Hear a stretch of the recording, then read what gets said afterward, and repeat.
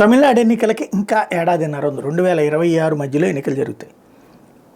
వాస్తవంగా ప్రతిసారి ఒక్కసారి అధికారంలోకి వచ్చినోడు మరోసారి అధికారంలో ఉండకపోవడం అక్కడ కామన్.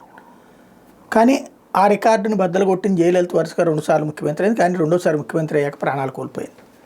అది పక్కన పెడితే ఇప్పుడు స్టాలిన్ని మించిన శక్తివంతుడు ఎవరు లేడని తను నిరూపించుకుంటున్నాడు. కంటిన్యూగా కొట్టుకొస్తున్నాడు. ఏఐఏడిఎంకేలో అటు పళనిస్వామి వర్గం, పన్నీరు సెల్వం వర్గం, ఇట్లాగయ్యి శశికళ వర్గం అని ఒకటై ఒకళ్ళకొకళ్ళు కొట్టుకుంటూ అసలు ప్రతిపక్షం ఉందా లేదా అనేటువంటి పరిస్థితి. ఇప్పుడు నిజమైన ప్రతిపక్ష పాత్ర పోషిస్తుంది అక్కడ భారతీయ జనతా పార్టీ. కాళ్ళకి చెప్పులు లేకుండా నడుస్తున్నటువంటి అన్నామలై, శపథం చేసినటువంటి అన్నామలై ఇంపాక్ట్, దాంతో రాజకీయం మార్చేయగలనని అన్నామలై భావిస్తున్నాడు. అదే సందర్భంలో ఇప్పుడు తనిస్తున్న సంక్షేమాలు ముస్లిం, క్రైస్తవ, దళిత, బడుగు బలహీన వర్గాల ఏకీకరణ ద్వారా తను చేస్తున్న ప్రయోగం సక్సెస్గా మళ్ళీ అధికారంలోకి వస్తానని ఒక పక్కన స్టాలిన్ లెక్క కడుతున్నాడు.